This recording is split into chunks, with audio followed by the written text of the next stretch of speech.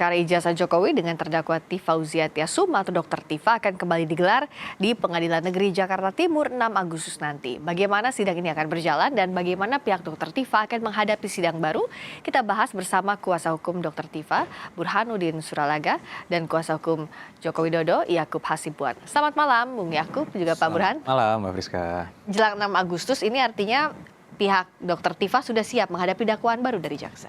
Bukan hanya sudah siap, tapi sangat siap. Sangat menunggu-nunggu. Sangat menunggu-nunggu. Apa yang pihak Anda yakini bahwa sidang ke depan ini tetap menguntungkan untuk Anda?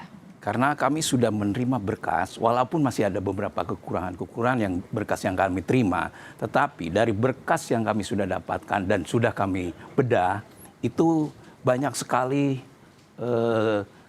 kans kami untuk melakukan perlawanan. Misalnya?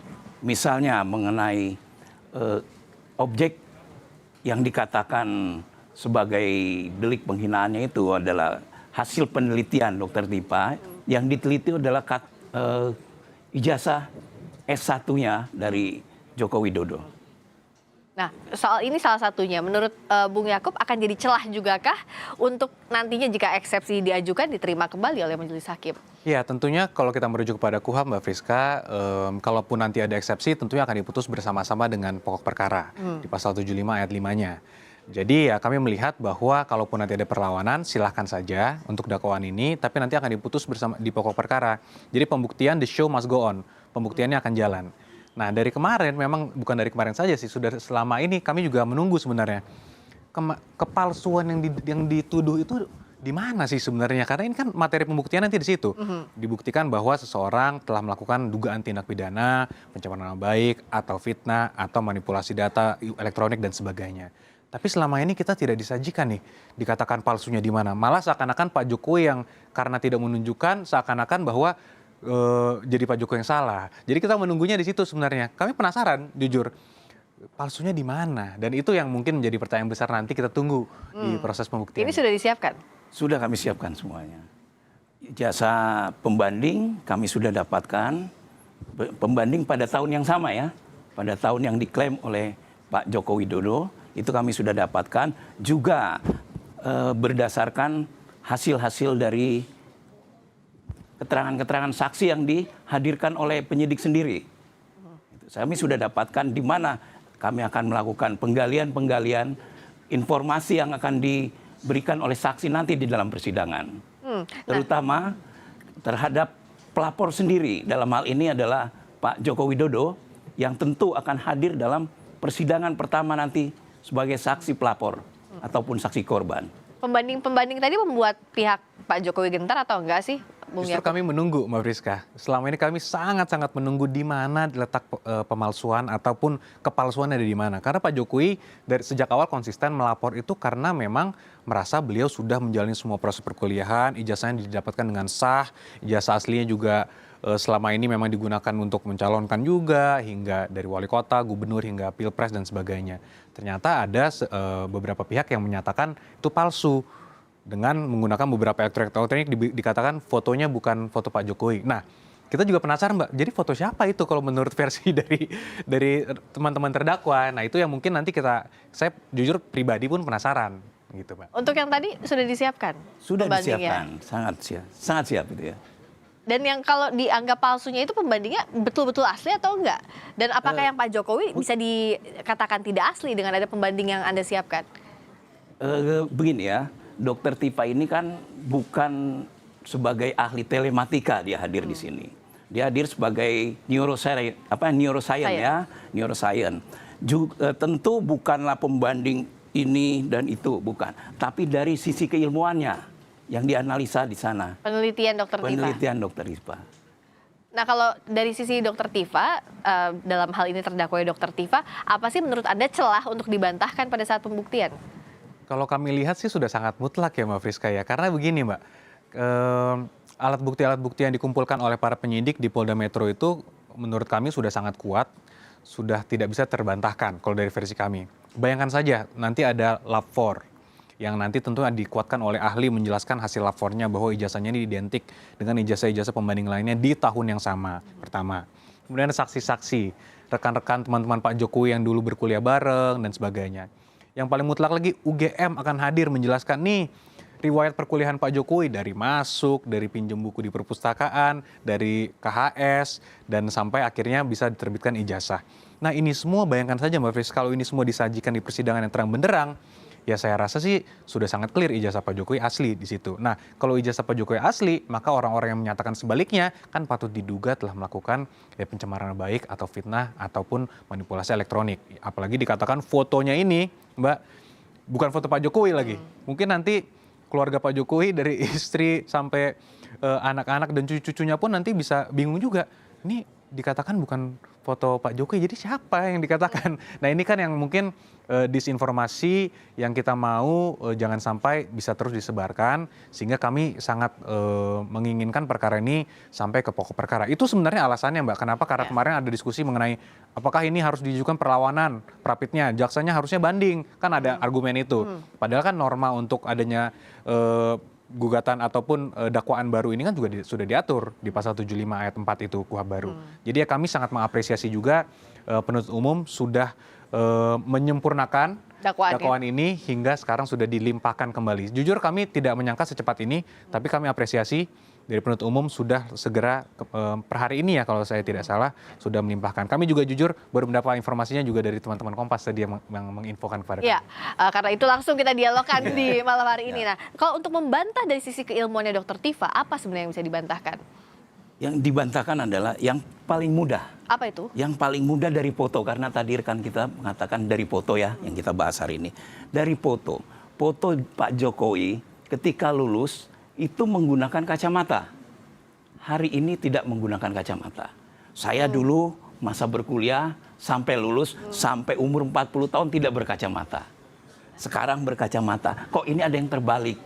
Kan mudahnya seperti itu. Atau kalau yang paling pokok adalah, karena ini objek penelitian Dr. Tifa adalah foto ya, salah satunya.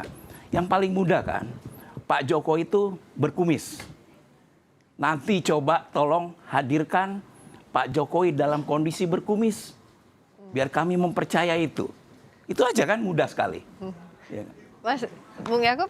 Ya ini mungkin yang nanti mungkin akan seru juga di persidangan karena kami juga bingungnya begini Mbak, di mana kan orang yang mendalilkan dia membuktikan, sehingga kalau Ibu Tifa, Dr. Tifa itu menyatakan bahwa ini bukan Pak Jokowi karena kumisnya berbeda, ya jangan Pak Jokowi yang disuruh berkumis dong jadinya. Masa Pak Jokowi butuh waktu untuk menumbuhkan kumis. Masa disuruh menumbuhkan kumis, artinya ini kan sudah kebalik-balik lah menurut kami. Jadi ya ini yang mungkin ya tentunya kami hormati seluruh pembelaan dari si terdakwa, tentunya memiliki hak untuk membela diri. Tapi kan nanti majelis hakim harus dibangun kepercayaannya, karena dia harus memutus berdasarkan kepercayaan dia yang didasari oleh dua alat bukti. Nah itu kalau dua alat buktinya mungkin udah bukan dua lagi Mbak Friska, sudah banyak sekali. Apalagi ada ratusan bukti surat dan juga saksi dan ahli dan sebagainya. Saya ke Pak Burhan. Sebenarnya kalau dari dakwaan jaksa yang sudah disempurnakan ini, selain tadi soal objek, mana sih yang jadi celah juga untuk pihak Anda di persidangan nantinya diserang balik sesaat lagi di Sapa Indonesia Malam. Kami segera kembali.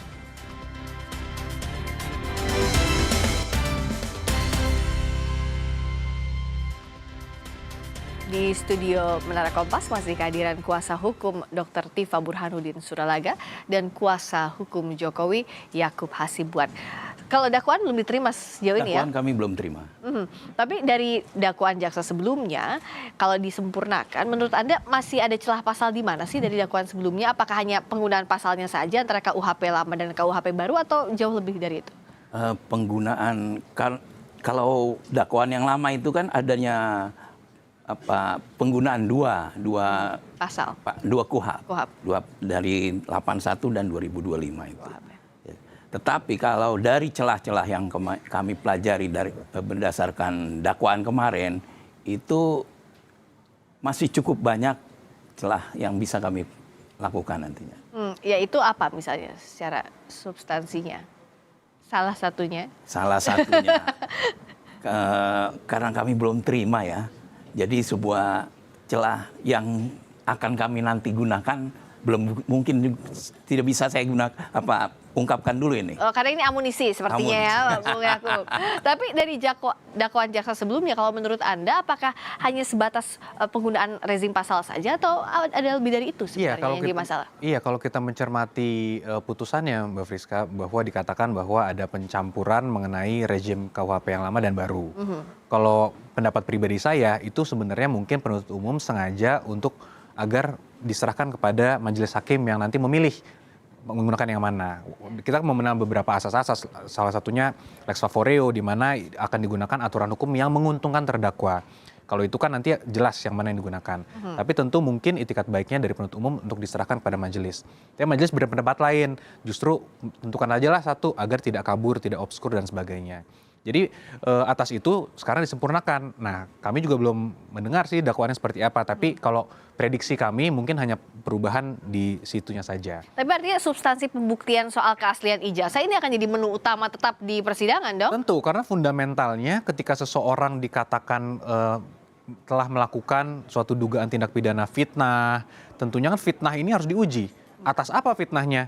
Orang mengatakan ijazahnya palsu padahal asli. Ya berarti kan harus diuji dulu ijazahnya asli atau palsu. Kalau ternyata memang ijazahnya itu palsu misalnya, ya kan berarti fitnahnya nggak terbukti. Tapi kan kalau ini kami yakin bahwa ijazahnya ini asli. Oleh karena itu kami meyakini bahwa dugaan fitnah dan pencemaran nama baik ataupun ITE-nya, yaitu seharusnya terbukti. Nah disitulah nanti dialektikanya akan terjadi.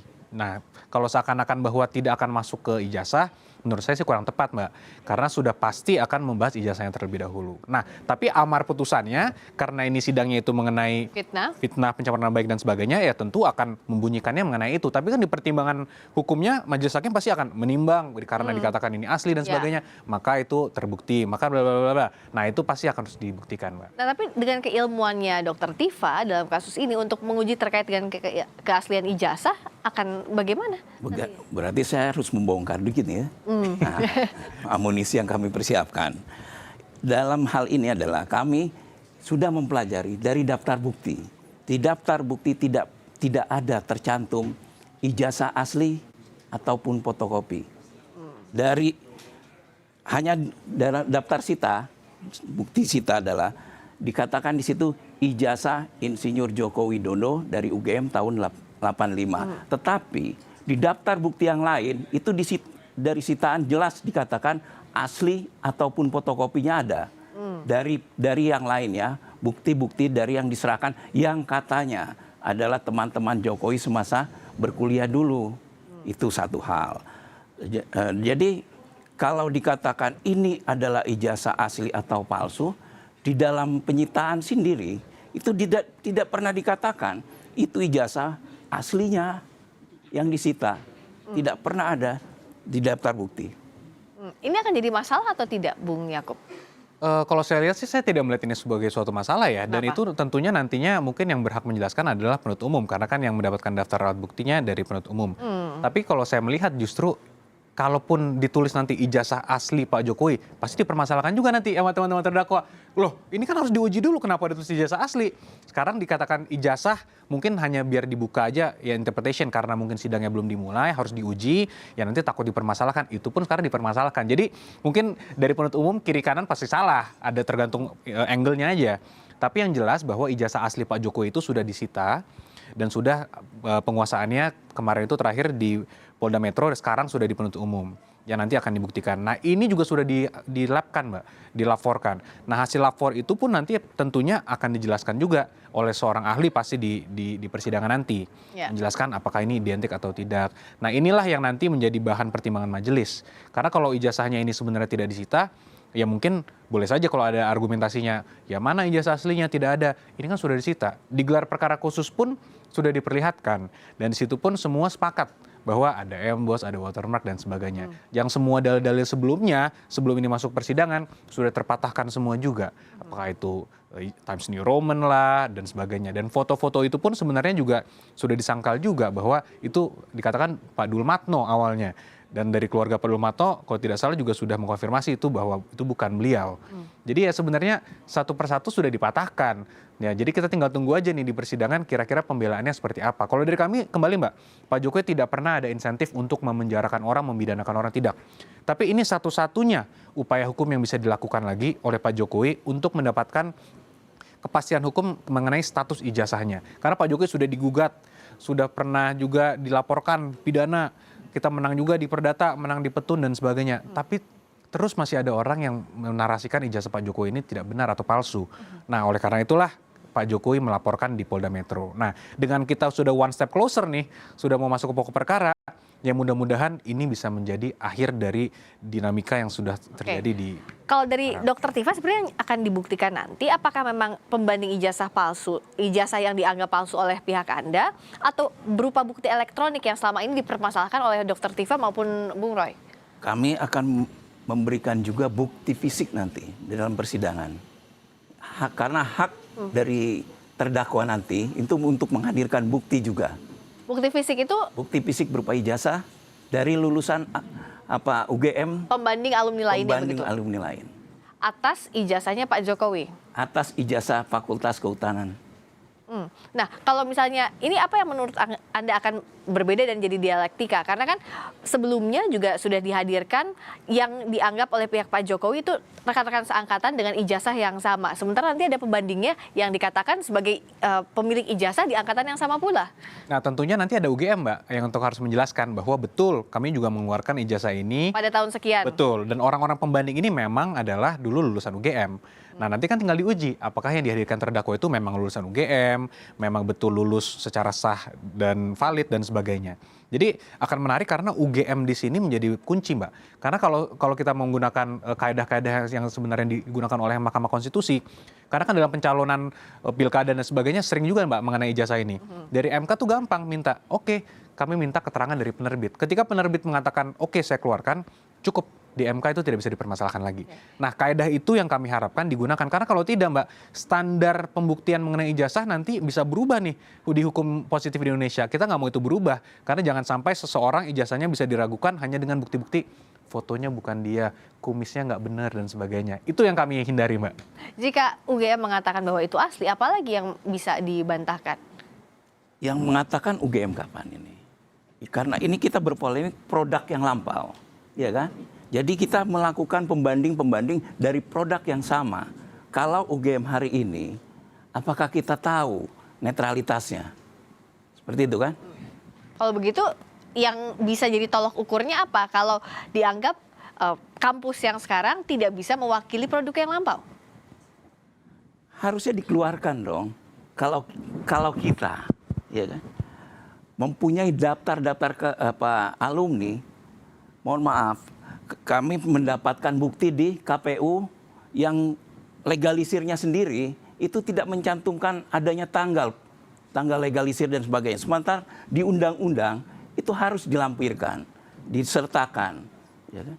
Nah, juga pertanyaan, kalau kita melakukan legalisir ke kampus ataupun ke sekolah, tentu kan menyertakan ijazah asli, ya kan? Ijazah asli, lalu pihak dekan ataupun jurusan baru menerbitkan ijazah yang dilegalisir. Itu disertakan siapa pejabatnya, tanggal berapa kita diberikannya. Ini kan tidak ada. Kebetulan saya sendiri yang menerima waktu itu ya dari KPU RI adanya bukti legalisir dan tidak ada tanggal legalisir. Nah, hal-hal teknis seperti ini pihak Anda bisa menjaminkan itu di muka sidang karena kan pasti akan dipermasalahkan hal-hal teknis seperti tadi. Ya, tentunya pertama yang akan bisa menjelaskan dengan jelas pasti nanti UGM. Tapi kami meyakini bahwa dari informasi yang kita mendapatkan juga dulu dari Polda Metro bahwa sudah banyak sekali dokumen bukti-bukti surat yang disita. Dan di situ, Mbak, kami meyakini semua menjelaskan semuanya. Karena gimana pun juga, kalau tadi argumen dari Bang Burhan mengatakan ini tidak bisa menjelaskan yang lama, tapi kan data itu tidak pernah hilang. Semua KHS-nya dari tahun berapa dan sebagainya. Dan itu yang kami yakini, kami belum lihat langsung, tapi yang kami meyakini nanti di pemeriksaan pokok perkara di pembuktian pasti akan dibuka semua. Ratusan bukti tersebut dan mungkin kelihatan semua itu dari tahun berapa, Pak Jokowi masuk awal hingga akhirnya lulus. Nah, itulah yang sebenarnya kan kita tunggu-tunggu. Gitu, Mbak. Dan 6 Agustus nanti chapter baru akan dimulai. Kita nantikan persidangan berikutnya. Terima kasih Pak Burhan, terima kasih juga Bung Yakub sudah hadir di Sapa Indonesia Malam. Berikutnya saudara, kami akan